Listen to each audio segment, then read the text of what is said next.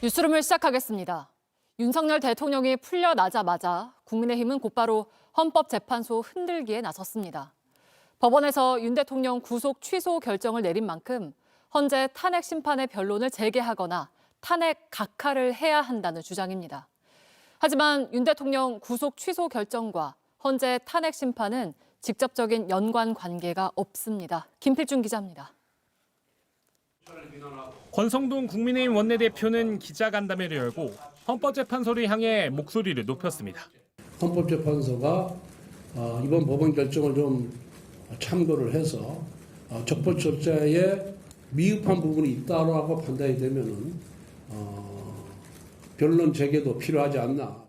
김문수 고용노동부 장관도 헌재 탄핵 심판의 변론 재개를 주장했고 더 나아가 윤상현 국민의힘 의원은 탄핵 각하까지 언급했습니다. 다만 법원의 구속 취소 결정과 헌재의 탄핵 심판은 직접적인 연관성이 없습니다. 여권에서는 공수처의 수사권도 계속 문제 삼고 있습니다. 대통령도 그 같은 생각하고 계십니다. 여러 절차적인 위법성 사실 한번 보십시오. 내란죄에 대한 수사권이 공수처가 없습니다. 하지만 법원은 이번 결정에서 공수처 수사 권한에 대해 유보적인 판단을 했을 뿐입니다. 관련 법령이 명확하지 않고 대법원 판단도 없는 상황이라며 의문의 여지를 해소하기 위해 구속 취소 결정을 한다고 적시했습니다. 한 현직 판사는 JTBC에 논쟁의 여지가 있으니 일단 구속 취소는 해야 한다는 유보적인 입장으로 보인다고 설명했습니다.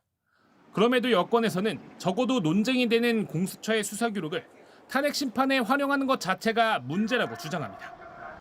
하지만 헌재는 공수처 수사 기록을 받은 적도 요청한 적도 없습니다.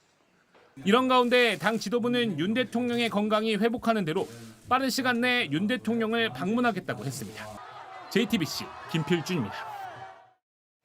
석방 직후 윤석열 대통령은 여당 의원들에게 그간의 소회를 밝혔습니다. 그러면서 검사 시절에 스스로 수사하고 기소했던 양승태 전 대법원장과 이재용 삼성전자 회장 등을 언급하면서 직접 당해보니 구속 기소라는 걸 다시 생각해보게 됐다고 말한 걸로 전해집니다. 강희영 기자입니다. 윤석열 대통령은 석방 뒤 권성동 원내대표와 윤상현 의원 등 일부 국민의힘 의원들과 소통했습니다. 이 과정에서 윤 대통령은 과거 자신이 수사를 이끌었던 구속기소 사건 당사자들을 언급하며 구속기소에 문제가 있다는 취지로 발언한 걸로 전해집니다. 과거에 기소 당했던 분들, 양승태 대법원장, 임종원 전 행정실장 등등등 이런 분들이 생각이 많이 났다. 그래서 이 구속 기소라는 거에 대해서 다시 한번 생각해 보셨다는 말씀. 윤 의원은 윤 대통령이 교도관과 이야기를 많이 나눈 것 같다며 그런 사람들이 어떻게 생활했는지 들으시고 또 직접 당해보니 구속기소에 문제점이 있다고 생각하신 듯하다고 설명했습니다. 윤 대통령은 구속됐던 이재용 삼성전자 회장도 언급한 걸로 전해지는데 세 사람 모두 윤 대통령이 검사 시절 직접 수사했던 인물들입니다. 현재 피해자로 자신이 겪는 수사와 기소의 문제점을 지적하기 위해 과거 검사 시절 자신의 경력마저 부정한 것 아니냐는 해석이 나옵니다. 이런 가운데 대통령실은 업무 재개에 속도를 내고 있습니다. 윤 대통령은 전날 정진석 비서실장 등 대통령실 참모들과 함께 저녁을 먹으며 앞으로 대통령실이 흔들림 없이 국정의 중심을 잘 잡아주길 바란다고 당부한 걸로 전해집니다. 정진석 비서실장은 오늘 수석 비서관 회의를 개최하고 향후 대응 방안을 논의했습니다. 윤 대통령의 구속 취소 결정 직후 대통령실은 국민과 함께 대통령의 조속한 직무 복귀를 기대한다며 사실상 탄핵 기각 여론에 힘을 보탰습니다. JTBC 강희연입니다. 민주당은 심우정 검찰총장의 책임을 묻겠다며 사퇴하지 않으면 즉각 탄핵하겠다고 했습니다. 이재명 대표는 검찰의 의도가 의심된다는 말도 했습니다. 민주당은 헌법재판소에서 윤 대통령을 파면할 때까지 철야 농성을 하고 장외 집회에 동참하기로 했습니다. 최규진 기자입니다. 민주당은 윤석열 대통령 석방의 가장 큰 책임이 항고 포기를 지휘한 심우정 검찰총장에게 있다며 날을 세웠습니다. 심 총장을 직권남용 등으로 고발하겠다며 사퇴하지 않는다면 탄핵 소추에 나서겠다고 못 박았습니다. 즉시 항고하고 상급심의 판단을 다시 받아볼 기회를 스스로 포기하고 내란 속의 윤석열을 풀어줬습니다. 다른 얘기할 필요도 없이 그 자체만으로 심우정 총장은 옷을 벗어야 합니다. 이재명 대표는 검찰이 내란 사태 공범임을 보여줬다며 의도가 의심된다고 했습니다. 야 5당 대표가 함께한 원탁회의에선 내란 수괴가 희한한 법 해석으로 구속을 면했다며 비판 수위를 높였습니다. 내란의 수괴가 어떤 절차상의 문제가 있어서 특히 산수 문제 때문에 이렇게 석방이 돼야 된다라고 하는 것을 어떤 국민이 쉽게 납득할 수가 있겠습니까? 일정한 의도에 따른 기획이 아닌가 하는 그런 의심을 갖지 않을 수가 없습니다. 앞서 민주당은 윤 대통령 석방 직후 긴급의원총회를 열고 헌법재판소의 탄핵심판 선고 때까지 비상행동에 나서기로 했습니다. 국회에서 매일 2차례 의원총회를 여는 등 심야 농성에 돌입하고 장외에서도 파면 촉구 집회에 참석한다는 방침입니다. 탄핵심판 선고가 임박한 가운데 윤 대통령 석방으로 위기감이 커지면서 전방이 여론전에 나선 겁니다. 내란 속의 윤석열을 즉각 파면하라! 야 5당은 헌재가 조속히 파면 결정을 내려야 한다며 매일 시민사회와 집회에 참석하는 등 공동 대응을 이어가겠다고 강조했습니다. JTBC 최규진입니다. 윤 대통령이 풀려나자마자 변호인단은 없는 내란죄는 만들어지지 않는다는 입장문을 냈습니다. 구속이 취소됐을 뿐인데 마치 무죄를 선고받은 것처럼 말한 겁니다. 구속 상태에서 벗어났어도 윤 대통령이 내란 우두머리 혐의를 받는 피고인이라는 사실에는 달라진 게 없습니다. 조혜연 기자입니다. 서울구치소 정문 앞에 내린 윤석열 대통령. 지지자들을 향해 손을 흔들고 주먹을 불끈 쥐어 보입니다. 석방 직후 입장문엔 지지자들에 대한 감사 표시만 가득할 뿐 혼란한 계엄 정국에 대해 국민들에게 전하는 사과나 반성은 찾아볼 수 없었습니다. 그리고 오늘 윤 대통령의 변호인단은 다시 구속 취소 결정에 대한 아전인수식 해석을 내놨습니다. 이번 결정은 날짜 계산을 잘못한 산수 문제가 아니라 헌정질서 근간을 흔들려 한 세력에 대한 준엄한 경고라며 산수를 잘해도 없는 내란죄가 만들어지지 않는다고 했습니다. 구속기한 만료 이후 기소가 이뤄졌다는 판단을 근거로 법원의 구속 취소 결정이 내려졌을 뿐인데도 내란 우두머리 혐의 범죄 사실까지 아예 부정하고 나선 겁니다. 윤 대통령은 수사 초기부터 검찰과 공수처의 소환 통보를 모두 거부했습니다. 체포 뒤에도 직접 진술을 통해 내란 혐의의 사실관계를 다투는 대신 조사는 모두 거부하고 절차 문제를 파고드는 데 집중해왔습니다. 체포 영장에 대한 이의 신청과 체포 적부심, 구속 취소 청구 등 낯선 형사소송 절차들을 계속 동원했습니다. 최고 법률가라는 윤 대통령이 스스로를 위해 법 기술을 최대한 활용하고 있다는 지적이 이어졌습니다. 기소 뒤엔 자신이 검찰총장이던 때도 통용되던 구속기한 계산 방식까지 뒤집으며 불법 구금 논란을 띄웠습니다. 그리고 법원에서 받아들여지자 마치 무죄 판결을 받아 석방된 듯한 미소를 지었습니다. 하지만 이번 구속 취소는 형사 유무죄에 대한 판단과는 별개의 결정입니다. JTBC 조혜연입니다. 검찰이 즉시 항고를 하지 않고 윤 대통령을 석방한 건 어떤 배경이 있었는지, 또 앞으로 본격화할 재판에는 어떤 영향이 있을지 취재기자와 짚어보겠습니다. 법조팀의 연지환 기자가 나와 있습니다. 자, 검찰이 즉시 항고를 포기하면서 야권에서는 지금 강하게 비판이 나오고 있는데 포기한 배경을 좀 뭐라고 볼 수 있을까요? 네, 검찰은 이 위헌성에 주목을 했습니다. 네. 재판 중인 피고인을 석방하는 경우는 세 가지죠. 보석과 구속 정지 그리고 구속 취소가 있는데요. 이 앞에 두 가지 보석과 구속 정지의 경우에는 각각 1993년과 2012년에 이미 위헌 판단을 받았습니다. 네. 구속 취소는 워낙 사례가 없다 보니 즉시 항고에 대한 법 조항이 살아 있었던 겁니다. 그래서 아직 남아있는 검찰의 권리를 포기했다 이런 비판이 나오고 있는 거고요. 다만 즉시 항고를 한다 해도 윤 대통령 측은 계속해서 구금의 위헌성 문제를 제기할 것이고 만약에 헌법재판소에 위헌법률 심판 등을 제기해서 위헌이 나올 경우에 재판에 미칠 부정적인 영향까지 고려한 것으로 보입니다. 네, 결국에 불구속이 되더라도 본 재판의 공소 유지를 하는데 주력하겠다 이렇게 좀 볼 수 있을까요? 네, 법원이나 검찰의 판단 모두 공소 유지, 그러니까 재판 진행에 방점이 찍혀 있다 이렇게 볼 수가 있습니다. 윤 대통령을 체포해서 구속한 것은 공수처죠. 네. 그런데 법원은 공수처가 내란죄에 대한 수사권이 있는지가 이 판례가 없어서 불명확하다고 봤습니다. 이 절차적 명확성과 적법성에서 의문의 여지를 해소하는 게 바람직하다 이렇게 판단을 한 건데요. 검찰도 구속 취소와 관련해서 본안 재판부에 적극적으로 의견을 개진하겠다고 밝혔지만 네. 공수처의 수사권 언급은 따로 하지 않았습니다. 앞으로 본격적으로 진행될 윤 대통령의 이 형사 재판에서 이 절차적인 빌미를 주지 않겠다는 뜻으로 풀이가 됩니다. 네, 어쨌든 앞으로 윤 대통령은 불구속 상태로 재판을 받게 될 텐데 우려되는 점은 없습니까? 네, 풀려난 윤 대통령은 이 탄핵 심판 선고를 앞두고 여론전에 더 적극적으로 나설 가능성이 있고요. 또 다른 하나는 공범들에 대한 영향력입니다.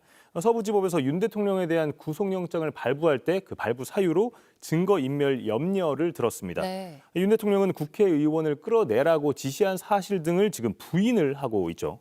보석에는 증인 접촉 금지 등 일정한 조건이 있는데요. 윤 대통령의 경우에는 아예 구속 취소가 되어버려서 석방 조건이 없습니다. 이 때문에 윤 대통령이 내놓는 메시지 등이 공범이나 재판에 나올 증인들에게 영향력을 미칠 가능성도 더 커질 수가 있는 겁니다. 네, 잘 들었습니다. 법조팀의 연지환 기자와 함께 짚어봤습니다. 윤 대통령은 석방돼서 구치소에서 나오는 모습도 논란입니다. 특히 경호처 김성훈 경호차장이 다시 윤 대통령을 밀착 경호하는 모습이 포착이 됐는데요. 윤 대통령이 관저로 돌아간 만큼 24시간 경호를 할 것으로 보이는데 윤 대통령 체포영장 집행을 방해한 혐의를 받고 있는 김 차장에 대한 경찰 수사에 영향을 줄지 우려도 이어집니다. 한민정 기자입니다. 윤석열 대통령은 서울구치소에서 걸어 나와 지지자들에게 손을 흔들고 인사를 했습니다. 윤 대통령 바로 옆에는 김성훈 경호차장이 함께했습니다. 한남동 관저 앞에서도 비슷했습니다. 윤 대통령이 지지자들에게 인사할 때 김 차장은 가까이서 경호를 이어갔습니다. 윤 대통령이 관저에 도착한 이후에는 저녁으로 함께 김치찌개를 먹은 것으로 전해졌습니다. 또 이날 현장에선 무장한 경호 인력들까지 눈에 띄었습니다. 경호처 관계자는 현직 대통령에 맞는 가장 안전한 경호 조치라고 설명했습니다. 윤 대통령이 석방된 만큼 김 차장을 포함한 경호처 인력은 24시간 밀착 경호를 이어갈 것으로 보입니다. 이는 윤 대통령에 대한 체포영장 집행을 방해한 혐의로 김 차장과 이광우 경호본부장 등을 수사 중인 경찰에 변수로 작용할 수 있다는 우려가 나옵니다. 앞서 검찰은 김 차장과 이 본부장에 대한 경찰의 구속영장 신청을 각각 3차례 그리고 2차례 기각한 바 있습니다. 그러나 지난 6일 서울고검 영장심의위원회가 김 차장 등에 대한 구속영장 청구가 타당하다는 결론을 내렸습니다. 이에 따라 경찰은 조만간 김 차장에 대한 4번째 구속영장 신청에 나설 계획이었습니다. 하지만 김 차장 등이 대통령 경호 필요성을 이유로 불구속 상태에서 수사를 받아야 한다고 주장할 가능성이 커졌습니다. 대통령 경호처 비화폰 서버를 확보하기 위해 추가 압수수색을 시도할 경우 경호처가 또다시 강하게 반발할 여지도 있습니다. 경찰은 김 차장 등과 윤 대통령이 말맞추기를 할 위험이 있다는 점을 내세워 구속 수사의 필요성을 보다 강조할 것으로 보입니다. JTBC 한민정입니다. 어제 윤 대통령은 구치소에서 걸어 나올 때 주먹을 불끈 쥐는가 하면 손을 흔들고 여러 곳을 향해서 90도 인사를 했습니다. 마치 선거 유세장 같은 분위기를 연출한 건데요. 지지층을 결집하려는 의도라는 분석입니다. 윤 대통령은 체포와 구속 때처럼 앞으로 탄핵 선고를 앞두고도 여론전에 뛰어들 가능성도 없지 않습니다. 오선민 기자입니다. 윤석열 대통령이 석방된 뒤 구치소를 걸어 나오자 경호 차량 여러 대가 뒤따랐습니다. 여기엔 소총으로 무장한 경호원도 등장했습니다. CAT, 이른바 공격 대응팀인데 윤 대통령 체포 국면에서도 관저에서 수사기관에 대응했던 것으로 전해져 논란이 일었습니다. 경호 행렬은 관저 앞까지 이어졌고 윤 대통령은 지지자들에게 손을 흔들고 악수까지 하고 난 뒤에야 관저로 들어갔습니다. 내란 우두머리 피의자로 여전히 대통령으로서 직무가 정지된 상태지만 이런 모습으로 지지층을 결집하려 했다는 해석이 나옵니다.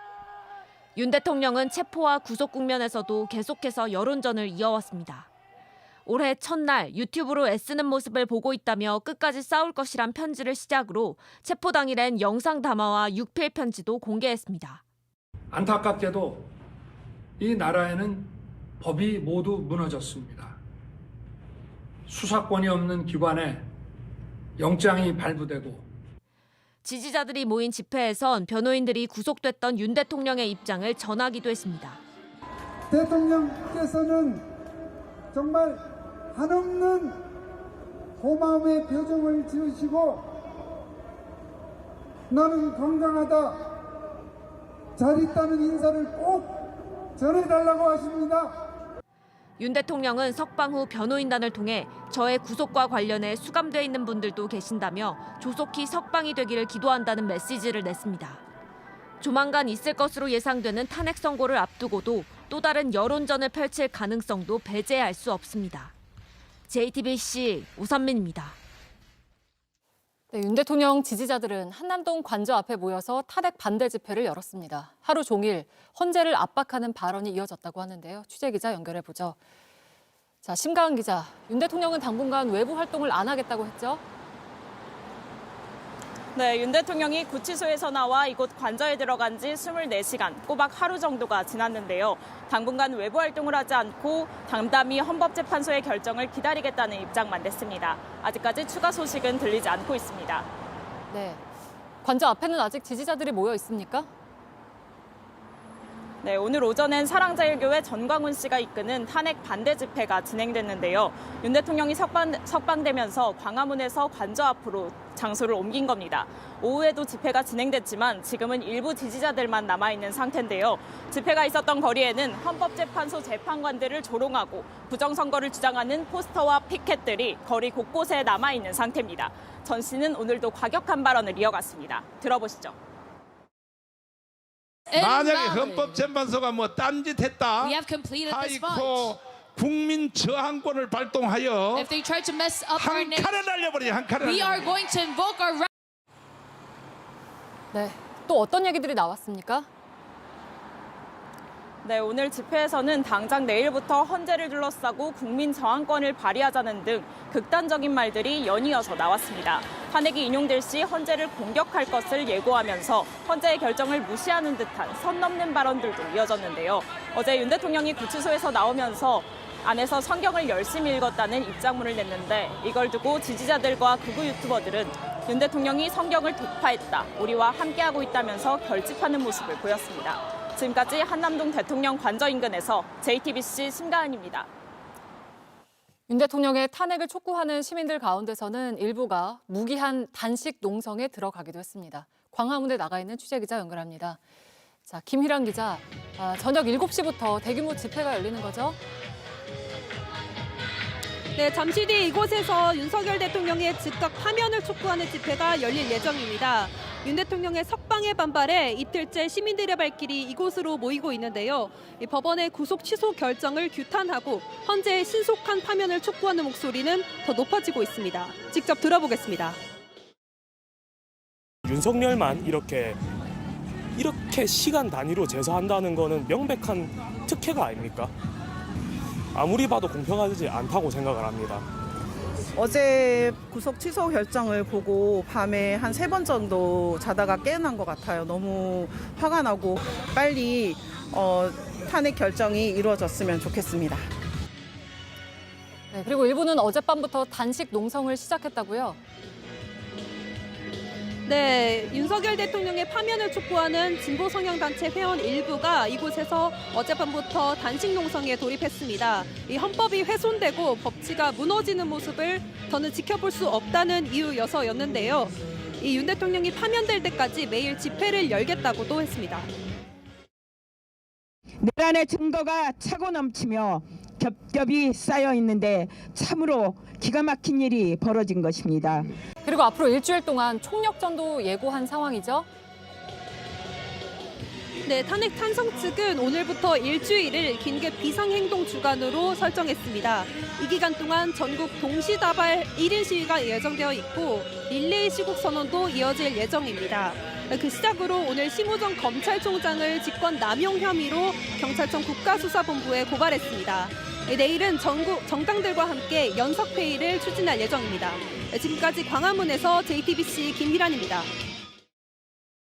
네, 그럼 지금부터는 류혁 전 법무부 감찰관과 함께 더 자세한 이야기 나눠보겠습니다. 어서 오세요. 예, 안녕하십니까.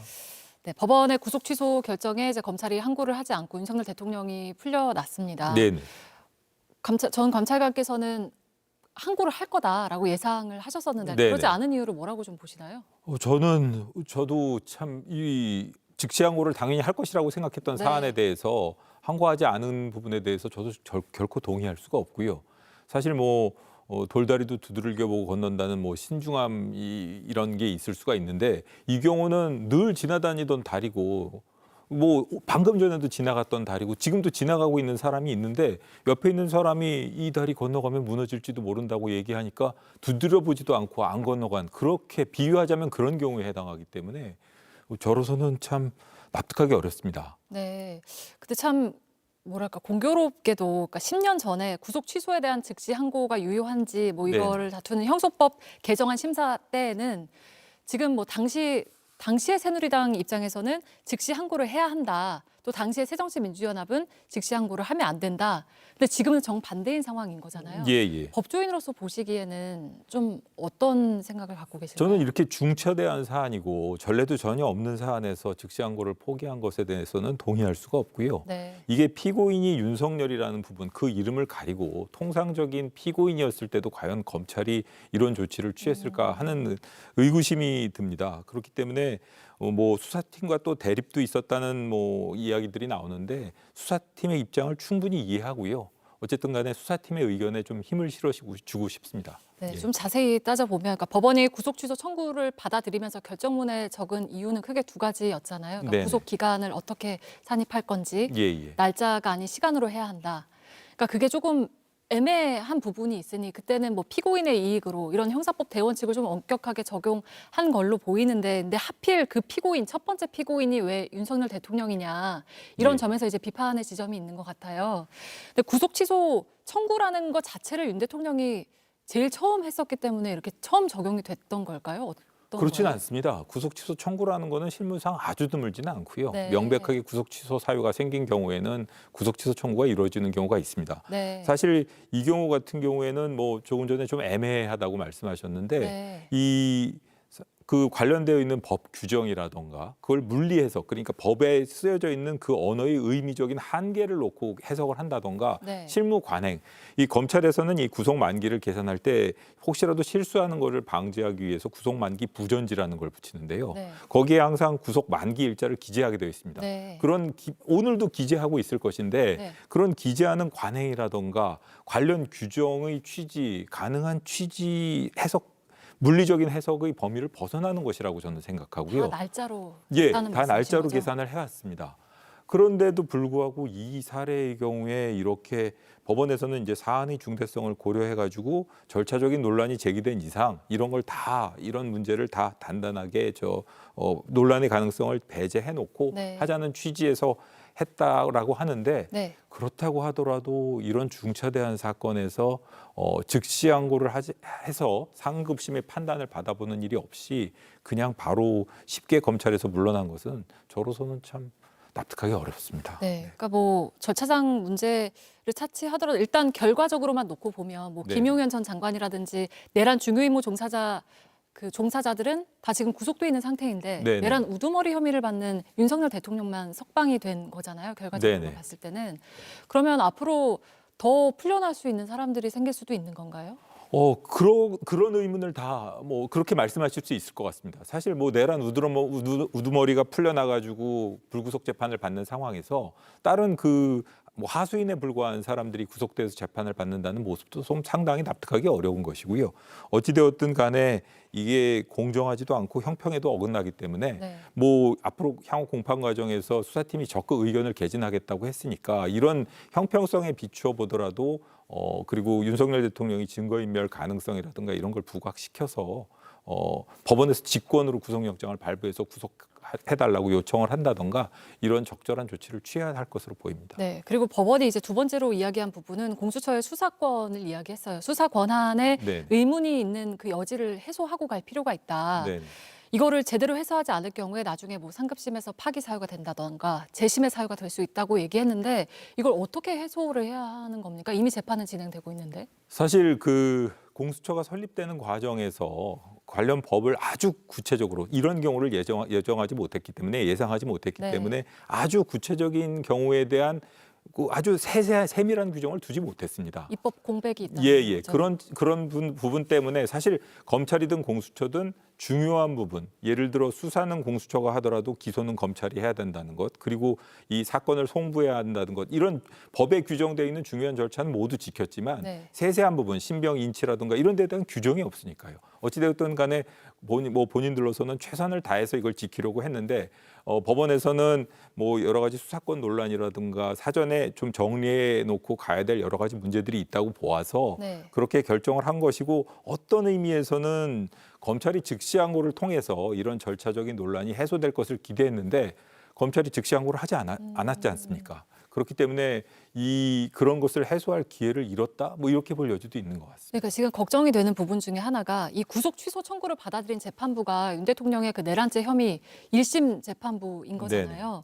그러니까 이런 견해를 갖고 있다고 하면 뭐 실체적인 판단, 내란죄에 대한 실체적인 판단을 하기도 전에 절차상의 문제 때문에 공소 기각이 날 상황이 벌어질 수도 있는 건가요? 뭐 그런 걸 걱정하실 수도 있을 것 같은데요. 뭐 공소기각 판결이라든가 이런 경우에는 뭐 기판력이 없고, 검찰에서도 당연히 그 부분에 대해서는 잘 대비를 해가지고 앞으로 적극적으로 의견을 개진하겠다고 했으니까, 사실 이 내란죄의 경우에는 아시는 바와 같이 공소시효가 없지 않습니까? 대한민국이 헌법 국가로 남아 있는 한 언제까지든 계속 책임을 추궁할 수 있는 그런 범죄입니다. 그렇기 때문에 검찰에서도 좀 약간 좀 위축될 수도 있지만은 잘 준비해가지고 앞으로 그런 논란을 잘 극복할 수 있도록 준비해줬으면 좋겠습니다.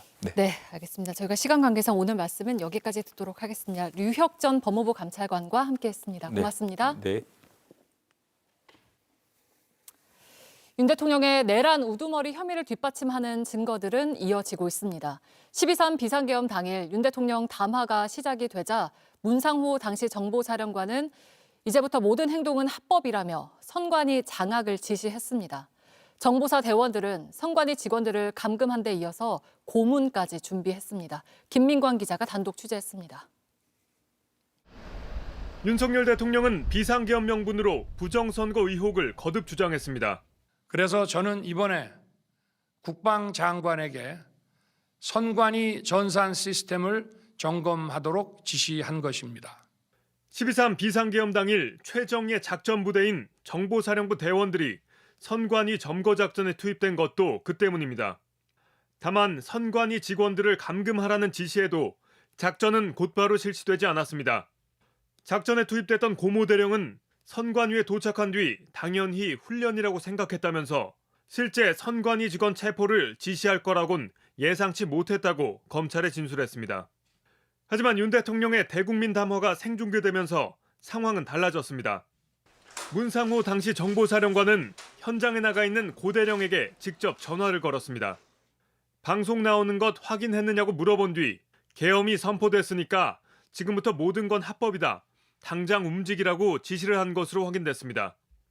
이후 대원들은 선관위 직원들의 휴대전화를 빼앗고 사실상 건물 안에 감금을 했습니다. 화장실까지 따라다니며 직원들의 동선도 감시한 것으로 확인됐습니다. 정보사 사무실에서 대기 중이던 또 다른 대원들은 압송되어 올 선관위 직원 등을 신문할 준비에 착수했습니다. 사무실 안에는 신문 과정에 쓸 각종 도구가 준비되어 있었습니다. A4 용지 30장을 한 번에 자를 수 있는 작두형 재단기를 비롯해 야구 방망이와 안대 등이 발견됐습니다. 노상원 씨의 지시로 재단기를 구입한 정모대령은 선관위 직원들을 위협하기 위해 구매했다고 검찰에 진술했습니다. 정보사가 선관위 직원들의 거짓 자백을 유도하기 위해 물리력까지 사용하려 했던 것으로 추정됩니다. JTBC 김민관입니다. 초등학교에서 흉기를 휘둘러 김하늘 양을 살해한 혐의를 받는 40대 교사가 구속됐습니다. 사건 사고 소식 정영재 기자입니다. 흰 모자를 쓴 여성이 휠체어를 타고 유치장으로 들어갑니다. 지난달 대전의 한 초등학교에서 8살 김하늘 양을 살해한 40대 교사 명모 씨입니다.